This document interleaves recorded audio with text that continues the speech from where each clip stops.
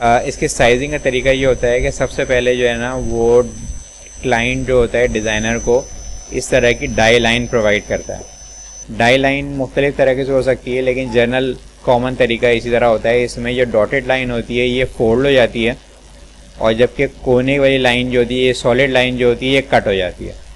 लेकिन अगर आप बीच में देखिए तो इसका टेक्स्ट जो लिखा हुआ है यहाँ पे कैसे लिखा हुआ है, ये सामने की तरफ लिखा हुआ है, जबकि ये वाला देखिए टॉप पैनल जो है ये थोड़ा रोटेट हुआ हुआ है। इसका मतलब ये है कि आपका डिज़ाइन जो होगा वो भी इसी एंगल पे रोटेट हुआ हुआ होगा। बनाएंगे सीधा, बनाने के बाद जो है रोटेट कर देंगे। और इन सब का आपको साइज भी मेंशन अलग से भी मिल जाएगा। अगर नहीं भी मिले तो आप इसी को बैकग्राउंड में रख के इलस्ट्रेटर या फोटोशॉप पे आप इसके ऊपर ड्रॉ कर सकते हैं, क्योंकि ये एक्यूरेट साइज़ का होता है।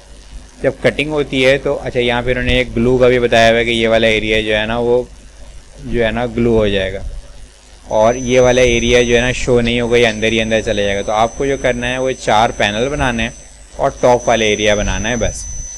तो मुख्तलिफ सिनेरियो में है। बहरहाल ये अगर मैं इसको आपको वैसे दिखाऊं तो ये एक इमेज देखिए, इसमें आपको नज़र आ रहा है कि ये जो पेपर होता है, गत्ता जो होता है वो सिंपल स्ट्रेट होता है। स्ट्रेट होने के बाद जो हमारी डाई थी वो डाई ये होती है, इसमें ब्लेड लगे हुए होते हैं, स्पेशल बनवाया जाता है इसको।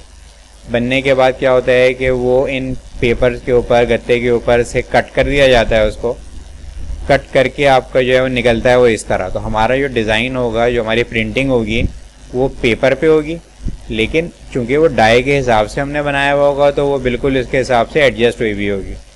और फिर जब फोल्ड करेंगे तो वो बॉक्स बन जाएगा। ठीक है, ये एक छोटी सी हेल्प के लिए आपको समझ में आ जाए कि क्या हो रहा है कि पेपर आता है, डाई कट करता है इसको और फिर वो पेपर फोल्ड हो जाएगा। ये देख लीजिए, एक ये वाला इमेज है, इसमें भी आपको मेंशन हुआ हुआ है कि इसका ये वाला साइज़ 60 mm का है। तो ज़्यादातर छोटे इमेजेस पे, छोटी चीज़ों पे जो है ना mm में साइज़ देते हैं। इसमें भी डाई लाइन आपको नज़र आ रही है कि कहाँ से ये जो है वो फोल्ड होगी। ये देखें, ये वाला एरिया फोल्ड होगा, ये डॉटेड लाइन नज़र आ रही है। यहाँ पे ये तो नज़र नहीं आ रहा इसका पैनल किस तरफ है, लेकिन जिस वक्त बना रहे होंगे उस वक्त मेंशन किया हुआ होगा कि इसका एंगल रोटेट करके लगाना है। और ये वाला एरिया देखिए थोड़ा थोड़ा एक्स्ट्रा बना हुआ है ताकि ये ब्लीड में कट होके यहाँ पे ख़त्म हो जाए। और इसमें फिर अब आप डिज़ाइनिंग किसी भी तरह कर सकते हैं। ये इसमें पहले क्या होगा कि इसमें स्केचिंग करवाई होगी, इसकी तस्वीर फ़ोटोशूट की होगी, सिर्फ उसके बाद ये कैलीग्राफी करवाई होगी कैलीग्राफर से।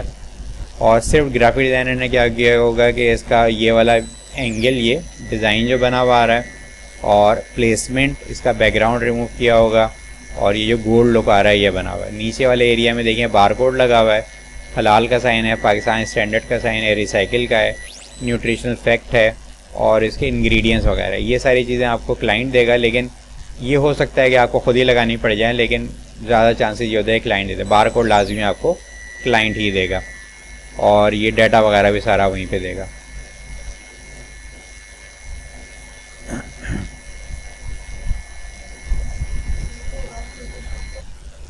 देखिए, ये एक और पैकेजिंग का एग्जाम्पल है। ये इलस्ट्रेटर पे पैकेजिंग बनी हुई है, और इसमें है क्या कि इसका एक लोगो बनाना था। अब ये है क्या, ये हर्बल वो होते हैं, जैसे पैचेस होते हैं, जैसे सनी ब्लास्ट होते हैं, इस तरह का वो होता है कि आप इसको लगा लें, जहाँ दर्द होता है तो आहिस्ता आहिस्ता वो रिलीफ हो जाता है। तो इसका लोगो भी बनना था। इसका लोगो में सिंपल ये है कि ये लीफ बना हुआ है, आई ड्रॉपर है, कुछ चीज़ें डाउनलोडेड हैं, टेक्स्ट जो है वो खुद से लिखा हुआ है। ये इस तरह का ये एम्बलम लोगो कहलाता है। इसमें टेक्स्ट जो है अंदर लिखा हुआ हो, और सबसे इम्पॉर्टेंट चीज़ क्या थी कि इसमें ये दिखाना था कि नेचुरल है। ठीक है, तो दो कलर में जो है वो इसका लोगो बना लिया। फिर इसके बाद जो है वो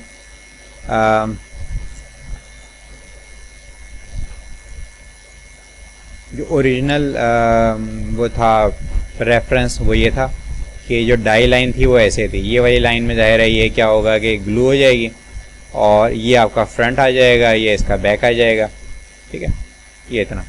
अब इसमें कॉन्सेप्ट तो आपको समझ में आ गया। इसमें क्या किया कि अगर हम जो है वो एक एक करके चीज़ें ऐड करना शुरू करें,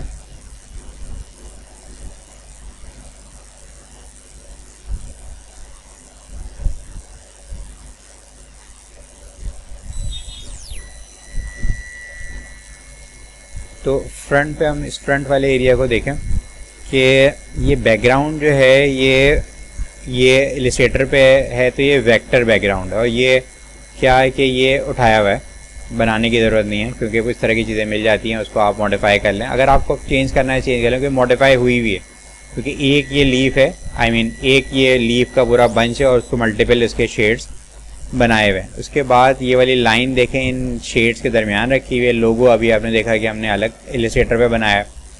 पेन रिलीफ बड़ा बड़ा ऊपर लिख दिया, ये प्रोडक्ट का नाम भी हो सकता था, या जो है वो ये भी कर सकते हैं ताकि जो है वो दूर से आपको अगर शेल्फ में ये चीज़ लगी हुई हो तो आपको नज़र आए कि ये क्या प्रोडक्ट क्या करती है। लोगो इसको काफ़ी क्लियर आपको शो कर रहा है कि ये ओरिजिनल पैकेज वो है, हर्बल प्रोडक्ट है। और बोल्ड टेक्स्ट में जो है ना लिखा हुआ आ रहा है कि 1996। उसके बाद प्रोडक्ट की ब्रीफ है, ये क्लाइंट ने खुद ही प्रोवाइड करनी है। ये क्या है, कितने ग्राम का है, ये फ्रंट पे लिख दिया। इसके बाद बैक साइड पे जो है वो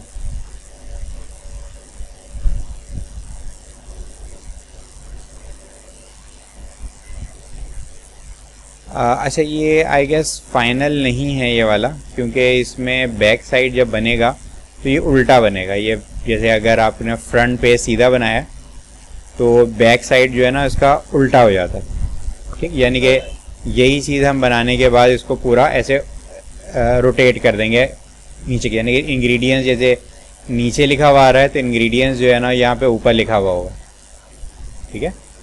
मेरे पास यहाँ पे लेयर्स आई डोंट नो कि किस तरह से सॉर्टिंग हुई हुई है, लेकिन मैं इसको कोशिश करता हूँ दिखाने की कि ये ऐसे हो जाएगा, ठीक है। ये पूरा पेज जो है ना वो ऐसे, बैकग्राउंड भले वैसे ही रहे, कोई मसला नहीं है, लेकिन बैकग्राउंड भी मेरे ख्याल में मॉडिफाई हुआ है। खैर फाइनल नहीं, तो बनता सीधा है, बनने के बाद जो रोटेट कर देते हैं।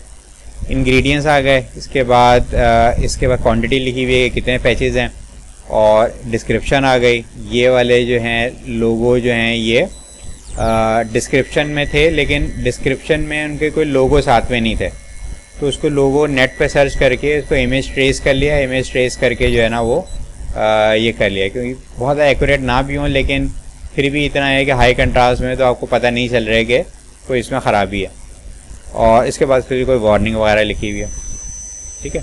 और ये वो कट जो है इसमें क्या होगा कि वो जैसे ये पैच एक गत्ते का एक पाउच कह लें उस तरह का है, और इसके ऊपर से जो है ना वो ये इसके अंदर आके एक छोटा सा कागज़ का एक गत्ते का एक आगे प्रोजेक्शन होगी, वो इसके अंदर बंद हो जाएगी, और फिर इसको ओपन करके इसमें से पैचेस निकल आएंगे।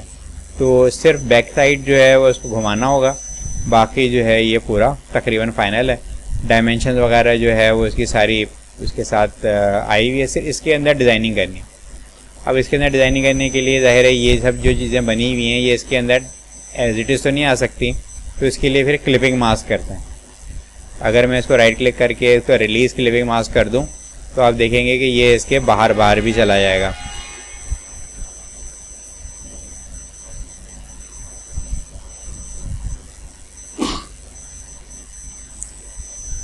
ये देखिए, ठीक है। अभी एक बंच है, इसकी मल्टीपल कॉपीज़ बना के प्लेस कर लिया, ठीक है। तो ये ज़रूरी नहीं है कि हम फोटोशॉप पे करें, इलस्ट्रेटर फोटोशॉप दोनों में अलग अलग भी हो सकता है, दोनों में कंबाइन भी हो सकता है। इस तरह करके इसको बना लें।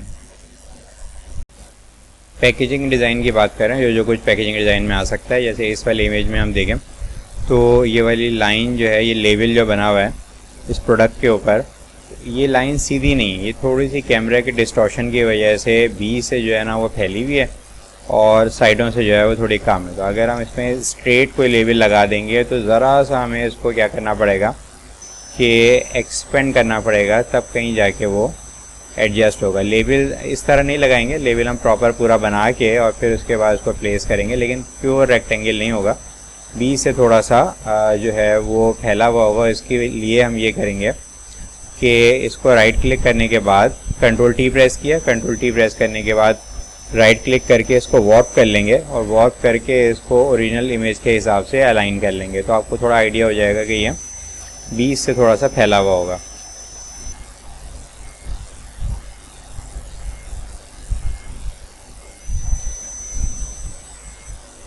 वॉर्प से फ़ायदा ये होता है कि आप इसको बेंड कर सकते हैं किसी भी एक्सिस से, जैसे यहाँ से थोड़ा सा इसको एक्सपेंड कर लीजिए। तो ये फाइबर में, फ्रीलांसिंग में, प्रोडक्ट पैकेजिंग में अगर आप यहाँ पे भी देखें, नोट करें कि यहाँ नीचे एक तरफ बेंड हुआ हुआ है। अगर आपका बिल्कुल सामने की तरफ से, अगर नीचे की तरफ से देखेंगे तो ये ऊपर की तरफ से बेंड हुआ हुआ है। तो इस तरह आपको इसको थोड़ा सा ओरिजिनल रेफरेंस लेके, ओरिजिनल के ऊपर लेवल रख के जो है ना वो बनाना पड़ेगा। इसका एक और तरीका भी होता है कि हम इसके मोकअप बने बनाए जो होते हैं, पहले से बने बनाए प्रोजेक्ट होते हैं, वो ओपन कर लें और सिंपली उसमें लेबल पुट कर दें, तभी भी काम चल जाता है। लेकिन बाज़ औक़ात ये होता है कि हर दफ़ा मोकअप जो है ना वो काम नहीं आता, कभी कोई ऐसी कस्टम कोई चीज़ खुद से मोकअप बनाना पड़ता है, तो एक मसला होता है। दूसरा ये कि सब तरह के मोकअप मिल भी नहीं पाते। एक और चीज़ नोट करें कि इसमें मैं यहाँ से डॉज टूल की मदद से थोड़ा ब्राइटनेस ऐड कर रहा हूँ, क्योंकि अगर आप ओरिजिनल लेवल में भी चेक करें तो कहीं पे ब्राइट होगा, कहीं पे जो है ना वो डार्क होगा। मैं थोड़ा सा रिवाइंड करके यहाँ दिखाऊँ अगर ओरिजिनल लेवल को,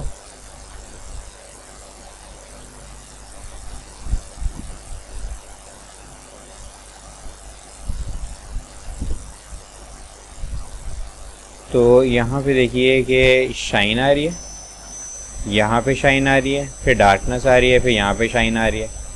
तो शाइन डार्क इस वजह से होती है, वरना ये आपको बिल्कुल फ्लैट लगे। तो 3D बनाने के लिए आपको थोड़ी सी शाइन ऐड करनी पड़ेगी। अब वो तरीका कोई भी हो सकता है, जैसे अगर आप यहाँ फ़ोटोशॉप में, मैं एक सिंपल एक फ़ाइल खोल लूँ और सिर्फ ये शो करने के लिए कि डॉज और बर्न किस तरह काम करते हैं, तो मैं अगर यहाँ पे एक सॉलिड सा कलर कर दूँ,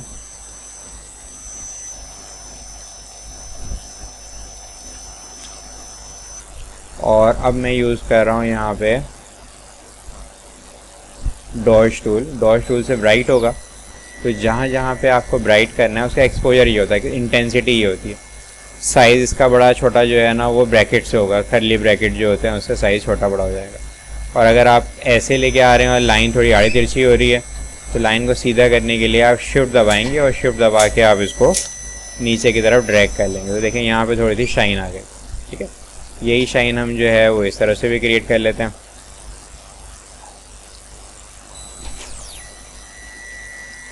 एक तरफ से थोड़ी स्ट्रॉन्ग शाइन क्रिएट करनी पड़ेगी,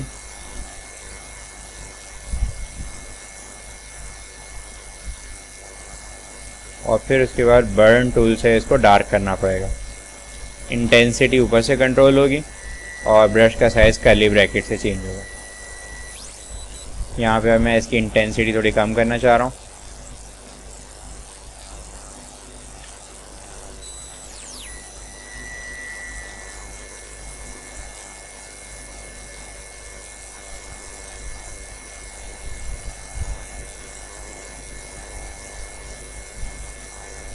तो अब क्या होगा कि ये वाला लेवल थोड़ा सा 3D टाइप का जो है ना लगने लगेगा। इस बेवली निम्बोज में भी सेम इसी तरह का लुक होता है। तो अपने लेवल के ऊपर इस तरह से शाइन भी हम ऐड कर सकते हैं।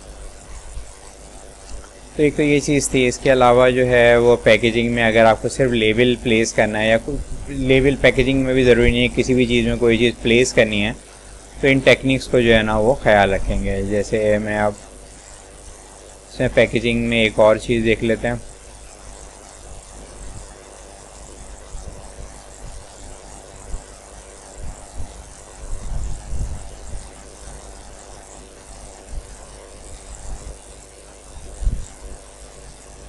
जैसे ये देखिए कि एक इमेज है हमारी और इसको हमने एक बोर्ड पे प्लेस करना है।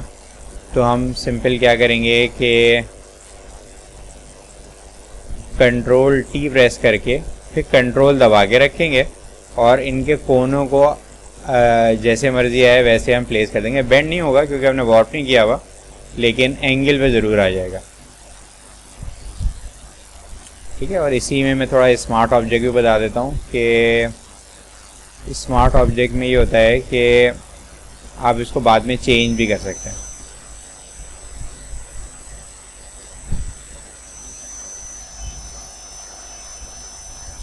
चलिए मैं अलग से बताता हूँ।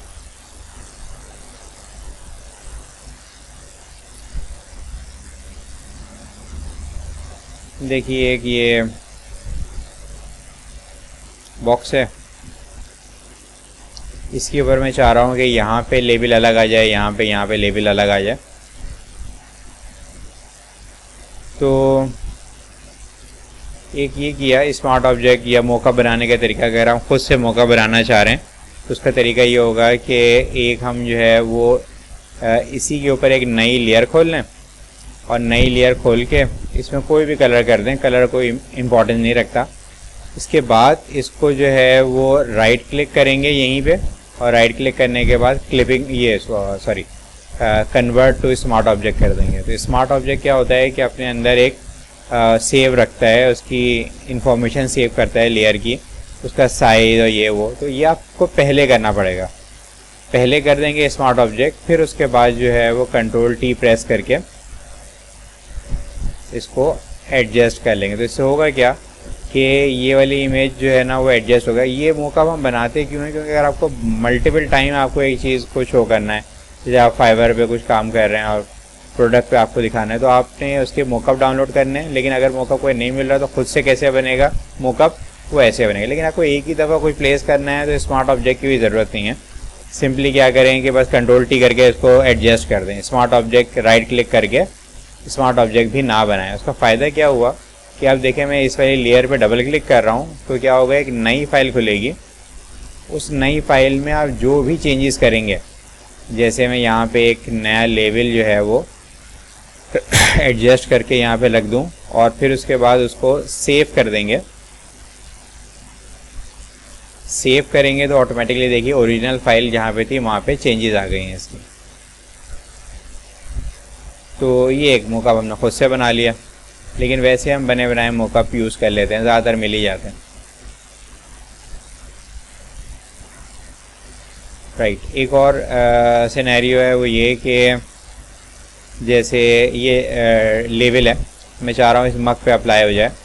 तो जैसे हमने बॉटल में देखा था कि अगर कोई कर्व ऑब्जेक्ट पे आपको एडजस्ट करना होता है तो आप उसके शेप के हिसाब से बेंड करते हैं। कंट्रोल टी प्रेस करेंगे, राइट क्लिक करके वार्प करेंगे और इसको हम जो है वो अपनी शेप के हिसाब से, जैसे अगर हमारी शेप जो है वो ये बिल्कुल स्ट्रेट है तो आपको इसको थोड़ा सा नीचे, बीच से थोड़ा सा नीचे बेंड कर देना चाहिए। हम एक ट्राई करते हैं।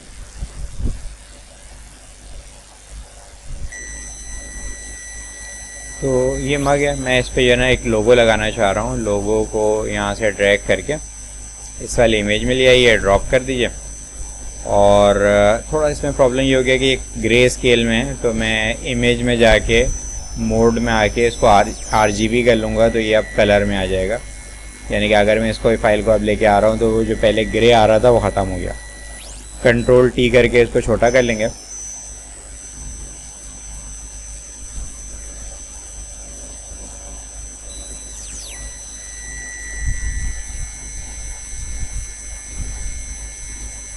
और अब राइट क्लिक करने के बाद हम इसको वार्प कर लेंगे। ठीक है, मैं आपको दिखा रहा हूँ डिफरेंट सिनेरियो कि आपको खुद थोड़ा सा फील होगी ये किस तरह से होगा। जैसे अगर मैं इसको यहाँ पे ऊपर एक ऑप्शन दिया हुआ होता है कि हम इसको वार्प कर लें, कैसे, यहाँ पे आर्क की सूरत में। आर्क में प्रॉब्लम क्या होता है कि इसके कोने जो होते हैं ये देखें ऐसे कर्व होते हैं। ठीक, अगर मैं इसको थोड़ा कम भी कर लूँ, लेट्स से कि अगर 10 भी कर लूँ, तभी भी इसके कोने जो है ना कर्व हैं। तो हम बजाय इसको आर्क में करने के बजाय इसके कि हम वार्प करके खुद से करें, यहाँ पे कुछ बने बनाए भी होते हैं, यहाँ पे हम आर्च भी कर सकते हैं। आर्च में ये होगा कि इसके कोने जो है ना स्ट्रेट होते हैं। इतना ज़्यादा करने के बजाय हम इसको कम कर लें। लेकिन अभी देखें थोड़ा सा ऑकवर्ड लग रहा है कि ये थोड़ा अजीब सा लग रहा है कि ये ऊपर की तरफ। तो अगर मैं इसको बेंड करना चाह रहा हूँ तो इसको -10 कर देते हैं, या -10 की जगह इसको -5 भी, मतलब जितनी वैल्यू में आप चेंजेस करना चाहें वो चेंज भी हो जाएगा।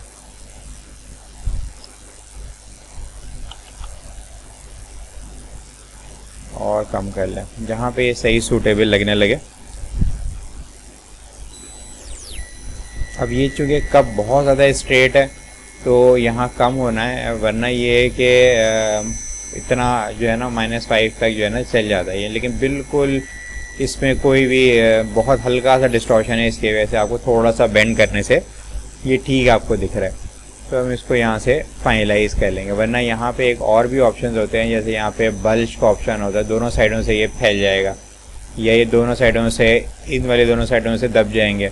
तो इस तरह भी ट्राई कर सकते हैं, वरना मैनुअल भी कर सकते हैं। ये करने के बाद आपने इसको टिक कर दिया तो ये क्या होगा, हल्का सा जो है ना वो बेंड हो जाएगा ताकि वो ओरिजिनल लगने लगे। ठीक है, चाहे तो साइज़ का थोड़ा और छोटा कर लें, थोड़ा साइज़ ज़्यादा ही बड़ा हो रहा था।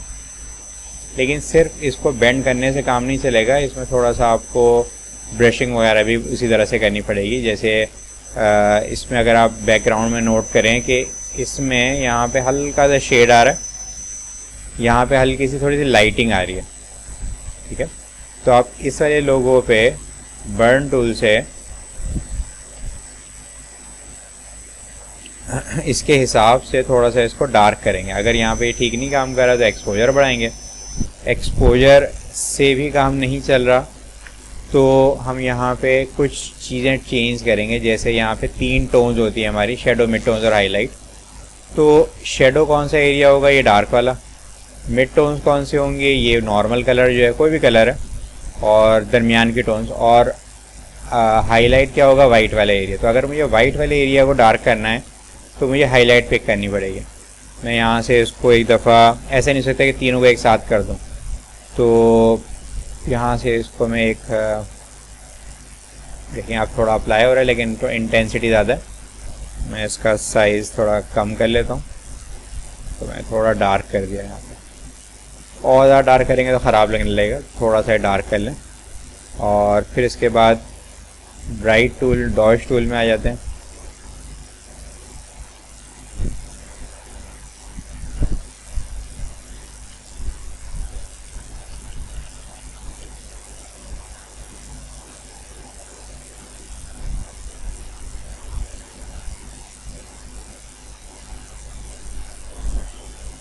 मैं चाह रहा हूँ थोड़ा डार्क एरिया को भी ब्राइट कर लूँ।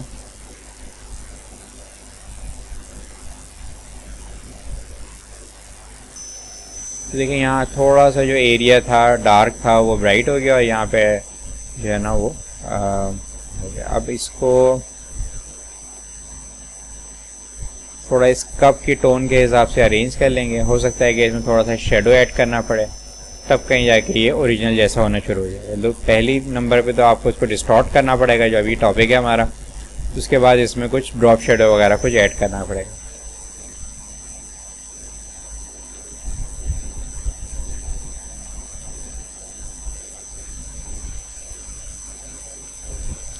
एक और एग्जाम्पल है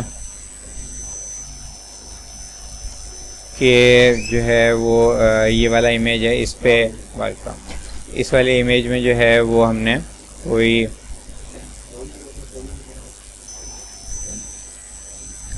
इमेज प्लेस करनी है, तो वही कंट्रोल टी प्रेस करके एडजस्ट कर लेंगे। अब यहाँ पे थोड़ा सिनेरियो में ये है कि ये जो पेंसिल है ये इसके बहुत सारे साइड्स हैं, एक साइड ये है, एक साइड ये है मुख्तलिफ, और कलर में भी देखें फ़र्क आ रहा है, यहाँ पे ब्राइट है तो यहाँ पे थोड़ा डार्क है।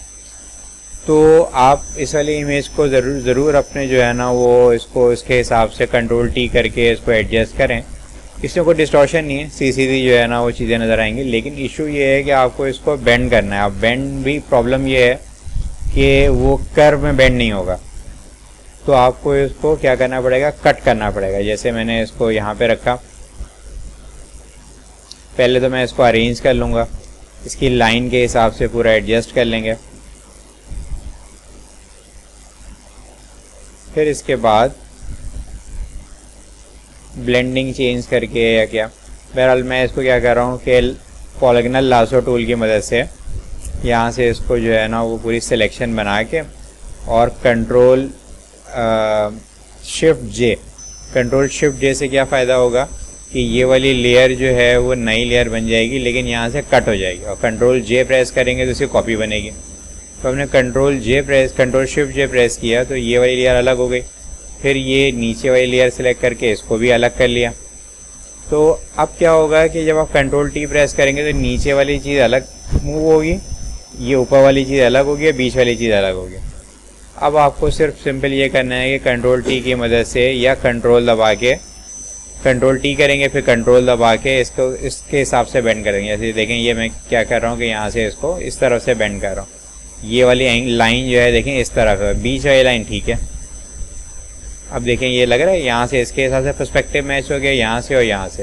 लेकिन ये सिर्फ हमने अरेंज किया है, लेकिन इसे कलर को बैलेंस करने के लिए, शेडोज़ ऐड करने के लिए मुख्तलिफ जो टूल्स हैं वो इस्तेमाल करेंगे तब कहीं जाके ये लेबल की तरह लगने लगेगा इस पर।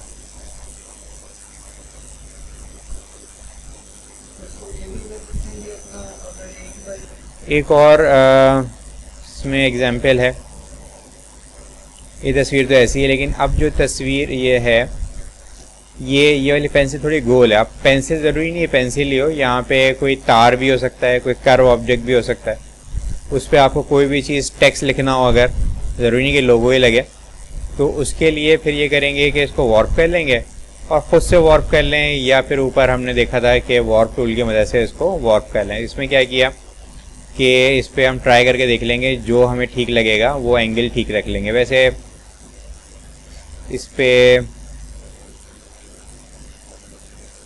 यही वाला सही रहेगा, ठीक है। अब ये देखना पड़ेगा कि कहाँ पे कौन से एंगल से क्या है, तो उस तरह से एडजस्ट कर लेंगे उसको,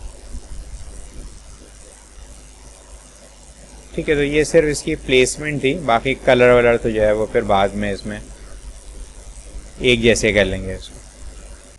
देखिए ये कुछ बने बनाए मोकअप होते हैं, ये हम फ्री पिक से जो है वो डाउनलोड कर लेते हैं या मुख्तलिफ और वेबसाइट से डाउनलोड कर लेते हैं। फिर उसके बाद जो है इसमें भी क्या होते हैं कि स्मार्ट लेयर्स होती हैं, स्मार्ट लेयर होती हैं, स्मार्ट ऑब्जेक्ट। इस पर डबल क्लिक करते हैं और वो एक नई फाइल खुल जाती है। इसमें आप अपना लेवल जो है ना प्लेस कर देते हैं। सिर्फ प्रॉब्लम ये होती है कि इसके साइज़ की नहीं बनती, जैसे हमारे लेवल का साइज़ अलग होगा और इसकी पैकेजिंग का साइज़ थोड़ा अलग हो जाएगा। लेकिन इसका फ़ायदा ये होता है कि इसमें देखें शाइन और शेडोज़ वगैरह सब कुछ पहले से अलाइन हुए होते हैं, तो थोड़ा ज़्यादा रियलिस्टिक जो है ना वो लुक आ जाता है।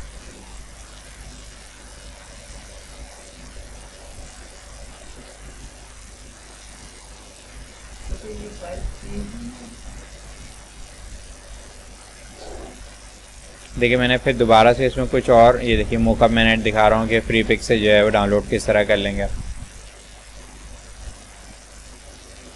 तो बहुत सारी चीज़ों के मोकअप बनाए होते हैं, आपको सिंपली डाउनलोड करने होते हैं और जो है वो बस इस्तेमाल करना होता